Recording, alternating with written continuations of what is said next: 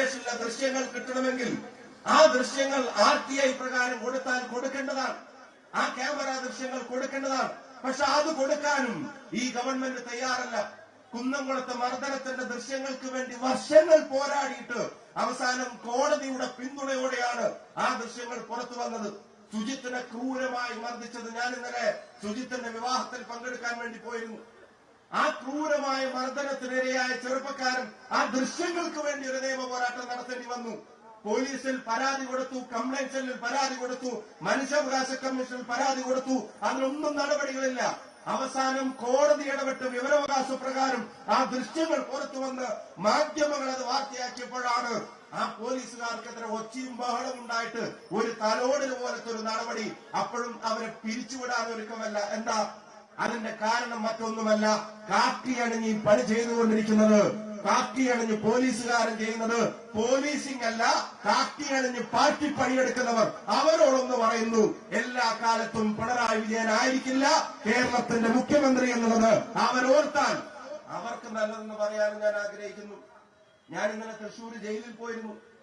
ഞാൻ ഗണേഷ് ഉൾപ്പെടെയുള്ള KSU ഭാരവാഹികളെ കണ്ടിരുന്നു. ചേട്ടാ, ആ ചെറുപ്പക്കാർ പറയുന്നത് സാറേ, ഞങ്ങളെ ജനുവരി 29 ഞാൻ ജോലി ചെയ്യുന്ന സ്ഥാപനത്തിൽ സഹകരണ ബാങ്കിന്റെ അവിടെ നിന്ന് ഇറങ്ങി വരുമ്പോ ഒരു കാരണവുമില്ലാതെ, ഒരു സംഘർഷവും അവിടെ ഇല്ലാതെ ഞാൻ ജോലി ചെയ്യുന്ന സ്ഥലം തെരഞ്ഞു വന്ന് എന്നെ ക്രൂരമായി മർദ്ദിച്ചു.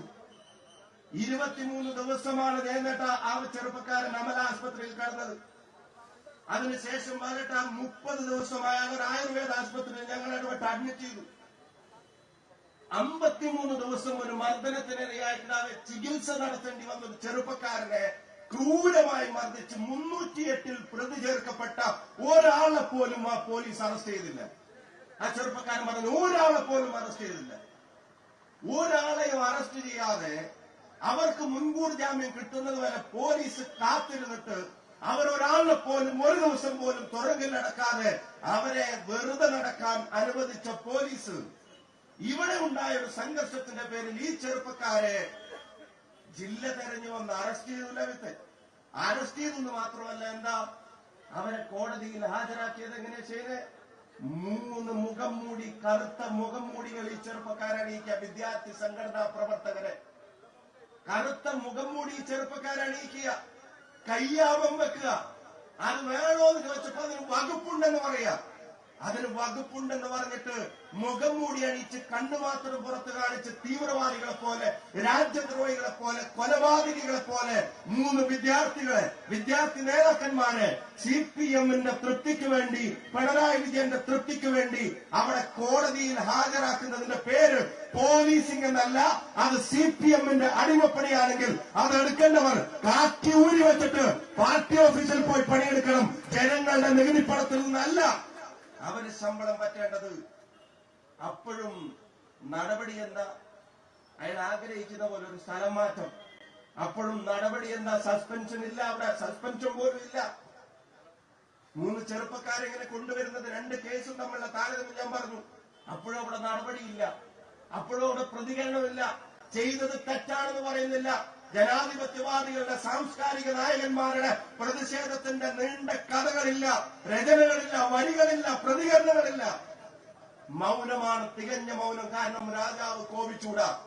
രാജാവിന്റെ തൃപ്തി ഈ ഗുണ്ടകൾക്കുണ്ടെന്ന് ഞാൻ ഒരുപാട് ആലോചിച്ചു. സർക്കാർ ഇത്രയും ചീത്തപ്പേര് വന്നിട്ടും ഇവരെന്താ പ്രതികരിക്കാത്തത്? കാരണം വളരെ വ്യക്തമാണ്. പിന്നെയാണ് എനിക്ക് അതിന്റെ റീസൺ കണ്ടുകിട്ടിയത്. കാരണം വ്യക്തമാണ്. സർക്കാർ ഇനി അധികകാലമില്ല എന്നുള്ളത് അതിന്റെ തലപ്പത്തിരിക്കുന്നവർക്ക് ബോധ്യപ്പെട്ടിട്ടുണ്ട്. സർക്കാരിന്റെ കാലശേഷവും അവർക്ക് പണിയെടുക്കാൻ പോലീസിൽ ചില ഗുണ്ടകളെ നിലനിർത്താൻ വേണ്ടിയുള്ള പിന്തുണയാണ് ഇപ്പോ ഇവർ കൊടുത്തുകൊണ്ടിരിക്കുന്നത് എന്നുള്ളതാണ് വ്യക്തം. ഞാൻ ആവർത്തിച്ചു പറയുന്നു, ഇതിന്റെ പൊളിറ്റിക്കൽ പാറ്റേണേജ് CPM കൊടുക്കുകയാണ്. ആവർത്തിച്ച് ഞാൻ പറയുന്നു, കേരളത്തിലെ പോലീസിലെ ഗുണ്ടകളുടെയും പോലീസിന്റെ പുറത്തുള്ള ഗുണ്ടകളുടെയും രക്ഷാധികാരി കേരളത്തിന്റെ മുഖ്യമന്ത്രിയാണ് എന്നുള്ളത് അദ്ദേഹത്തിന്റെ പ്രതികരണങ്ങളും നടപടികളും തെളിയിക്കുകയാണ്.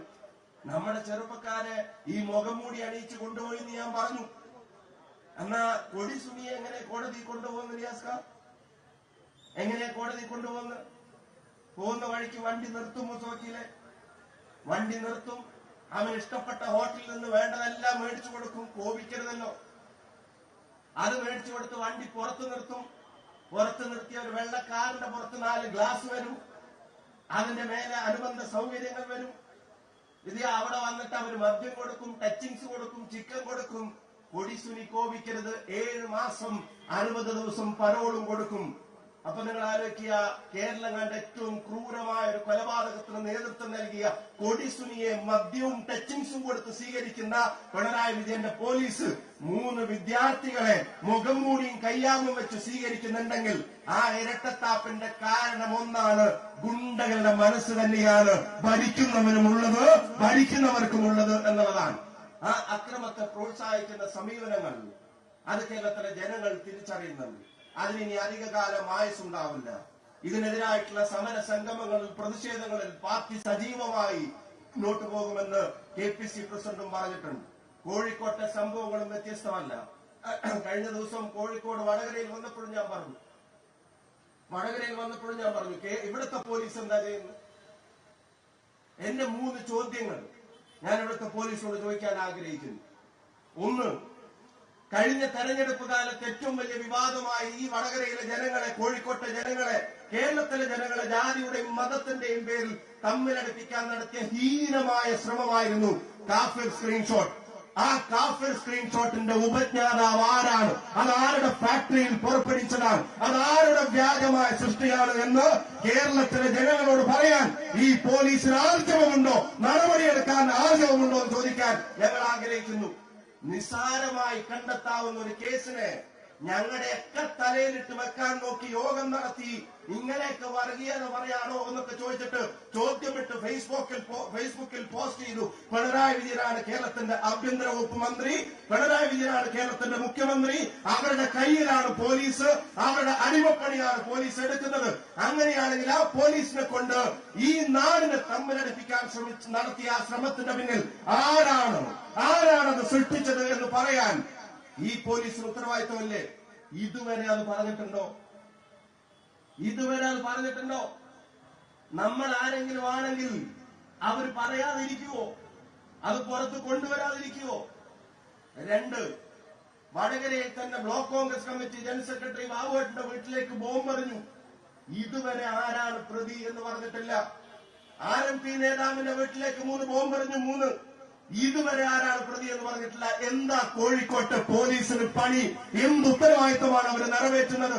എവിടെയാണ് നിയമലംഘനവും ക്രമസമാധാന തകർച്ചയും ഉണ്ടാവുമ്പോ പോലീസിന്റെ ഇടപെടൽ ഉണ്ടാവുന്നത്? അപ്പൊ ഒരു പ്രതിയെ പിടിക്കണ്ടെന്ന് CPM പറഞ്ഞാൽ അപ്പൊ പോലീസ് ആ പണിയങ്ങ് നിർത്തുകയാണോ? എന്നാ പിന്നെ ജനങ്ങൾ ഒരു തീരുമാനമെടുക്കും.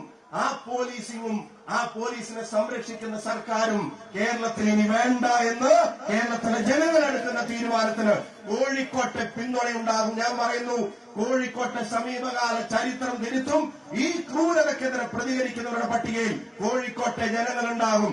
ഇത്തവണ കോഴിക്കോട് നിന്ന് തിരുവനന്തപുരത്തേക്ക് പോകുന്ന MLA-മാരുടെ ഭൂരിപക്ഷം അത് UDF-നായിരിക്കും, കോൺഗ്രസ് MLA-മാരുണ്ടായിരിക്കും എന്നുള്ള കാര്യത്തിലും ഒരു സംശയം വേണ്ട. ജനങ്ങൾക്ക് മടുത്തിരിക്കുന്നു, വെറുത്തിരിക്കുന്നു.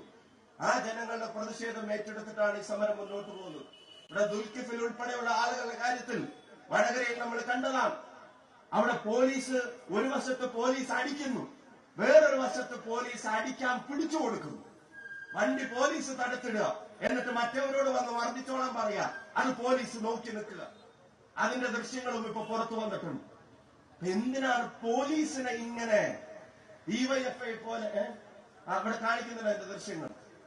DYFI-യുടെയും SFI-യുടെയും പോലെ ഒരു പോഷക സംഘടനയാക്കി പോലീസിനെ കൊണ്ടു നടക്കാമെന്നും ആ കൊണ്ടു നടക്കുമ്പോൾ ഉണ്ടാകുന്ന സൗകര്യങ്ങളുടെ പേരിൽ, ഭരണത്തിന്റെ സൗകര്യത്തിന്റെ പേരിൽ ചോദ്യങ്ങൾ ഉയർത്തുന്നവരെ, പ്രതിഷേധങ്ങൾ സംഘടിപ്പിക്കുന്നവരെ അടിച്ചമർത്താമെന്നൊക്കെയാണ് വ്യാമോഹിക്കുന്നെങ്കിൽ അതിനെതിരെ ജനാധിപത്യ പ്രതിഷേധമുണ്ടാകും, ജനാധിപത്യ ജനകീയ മുന്നേറ്റമുണ്ടാകും.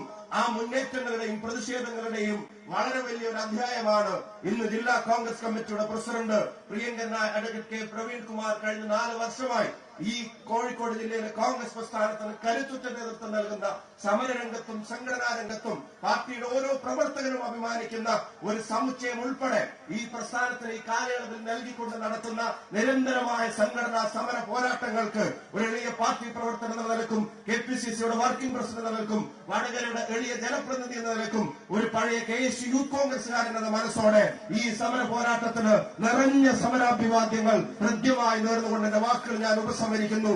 നന്ദി, നമസ്കാരം. ജയ് ഹിന്ദ്, ജയ് കോൺഗ്രസ് പാർട്ടി.